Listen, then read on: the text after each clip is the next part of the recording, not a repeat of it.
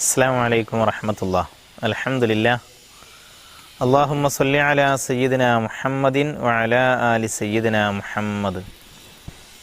സുഹൃത്തുക്കളെ, ആരാധിക്കാം അകമറിഞ്ഞ് എന്ന വിഷയത്തെക്കുറിച്ചാണ് നമുക്ക് ചർച്ച ചെയ്യാനുള്ളത്. ഇബാദത്തുകളുടെയൊക്കെ ആത്യന്തിക ലക്ഷ്യം ഹൃദയശുദ്ധിയാണല്ലോ. പക്ഷേ പല ഇബാദത്തുകളും നാം നിർവഹിക്കുന്നു എങ്കിലും ഇബാദത്ത് കൊണ്ടുള്ള യഥാർത്ഥ ലക്ഷ്യം നേടിയെടുക്കുന്നതിൽ നാം പരാജയപ്പെടാറുണ്ട്. എന്തായിരിക്കും അതിൻ്റെ കാരണം? നമ്മുടെ ഇബാദത്തുകൾ അപൂർണമായതുകൊണ്ടായിരിക്കുമോ?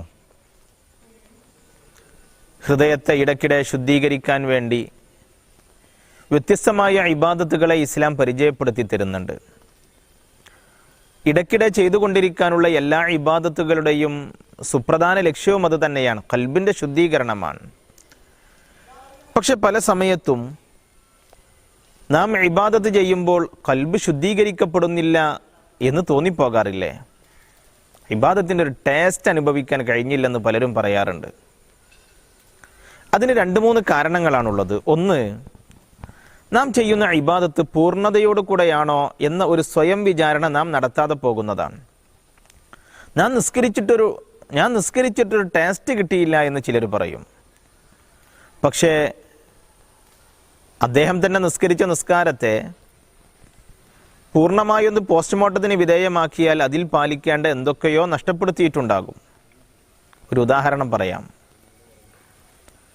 ഒരു നിസ്കാരം എന്ന് പറയുന്നത് ബാങ്ക് മുതൽ റവാത്തിബ് സുന്നത്ത് നിസ്കാരം ശേഷമുണ്ടെങ്കിൽ അത് കഴിയുന്നത് വരെ, അതല്ലെങ്കിൽ ദുആ വരെ നീണ്ടു നിൽക്കുന്നൊരു പ്രോസസ്സാണ്.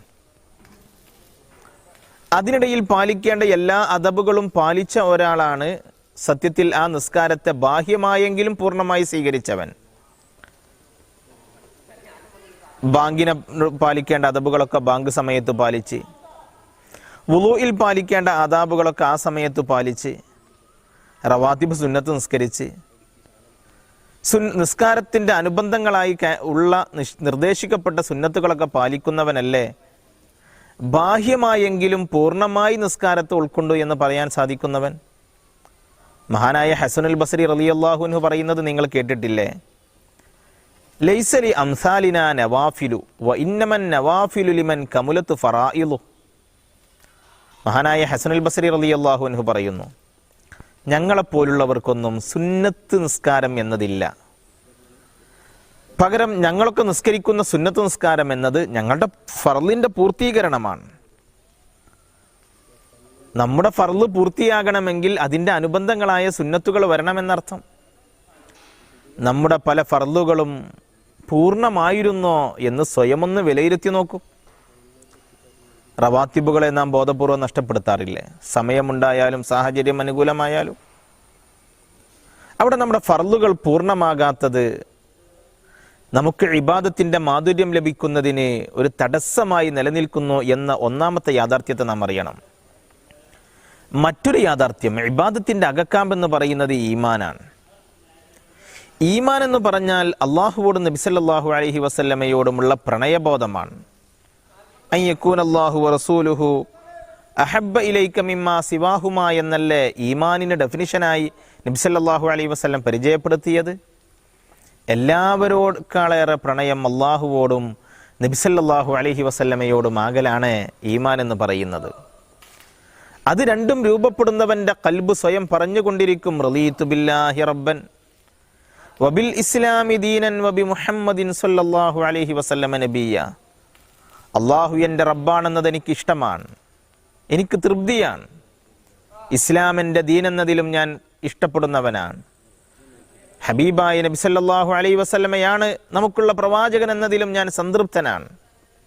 അതൊക്കെ എൻ്റെ ഇഷ്ടമായി ഇസ്ലാമിൻ്റെ ഓരോ കാര്യങ്ങളെയും അള്ളാഹുവിൻ്റെയും നബി സല്ലല്ലാഹു അലൈഹി വസല്ലമയുടെയും നിർദ്ദേശങ്ങളെ ഇഷ്ടമനസ്സോടുകൂടെ സ്വീകരിക്കാൻ കഴിയലാണല്ലോ യഥാർത്ഥ ഈമാൻ. ആ ഇഷ്ടം വർദ്ധിക്കാൻ ആവശ്യമായ രൂപത്തിലായിരിക്കണം നമ്മുടെ ഇബാദത്ത് വരേണ്ടത്. ആ ഇഷ്ടത്തോട് ചേർന്നുകൊണ്ടായിരിക്കണം നമ്മുടെ ഇബാദത്തുകൾ ഉണ്ടാകേണ്ടത്. നമ്മുടെ പല ഇബാദത്തുകൾ കഴിഞ്ഞു പോകുന്നു എങ്കിലും അള്ളാഹുവോടും നബി സല്ലല്ലാഹു അലൈഹി വസല്ലമയോടുമുള്ള യഥാർത്ഥ പ്രണയബോധം വളരുന്നില്ല. അപ്പോൾ ഇബാദത്തിൻ്റെ അകക്കാമ്പ് എന്ന് പറയുന്നത് ഈ രണ്ടു പ്രണയങ്ങൾ കൽബിൽ രൂഢമൂലമായി അതിങ്ങനെ വളർന്നുകൊണ്ടിരിക്കലാണ്. അത് വളരുന്നതിനനുസരിച്ചാണ് ഇബാദത്തിൻ്റെ മാധുര്യം ഒരാൾക്ക് അനുഭവിക്കാനാവുക. അപ്പോൾ ഇബാദത്തിൽ ടേസ്റ്റ് കിട്ടാത്തവർ രണ്ടു കാര്യങ്ങളെ സൂക്ഷിക്കേണ്ടതുണ്ട്. ഒന്ന്, ചെയ്യുന്ന ഇബാദത്തുകൾ പൂർണ്ണതയോടുകൂടെയാണോ അഥവാ അത് പൂർണ്ണമാകാൻ ആവശ്യമായ അനുബന്ധ സുന്നത്തുകളെ നിർവഹിക്കുന്നതിൽ വീഴ്ച സംഭവിക്കുന്നോ എന്ന് ആലോചിക്കുക. രണ്ട്, അള്ളാഹുവോടും നബി സല്ലല്ലാഹു അലൈഹി വസല്ലമയോടുമുള്ള പ്രണയം കൽബിൽ എത്രത്തോളം ഉണ്ട് എന്ന് പരിശോധിക്കുകയും അത് വർദ്ധിപ്പിക്കാൻ ആവശ്യമായ കാര്യങ്ങളിലേക്ക് നീങ്ങുകയും ചെയ്താൽ സ്വാഭാവികമായും ഇബാദത്തിൻ്റെ മാധുര്യം അനുഭവിച്ച് ജീവിക്കാനാകും. അള്ളാഹു നമ്മെ സഹായിക്കട്ടെ. അള്ളാഹു അവൻ ഇഷ്ടപ്പെടുന്നവരിൽ നമ്മെ ഉൾപ്പെടുത്തട്ടെ. വആഖിറു ദഅവതി അനിൽ ഹംദുലില്ലാഹി റബ്ബിൽ ആലമീൻ. അസ്സലാമു അലൈക്കും വറഹ്മത്തുള്ളാഹി തആല വബറകാതുഹു.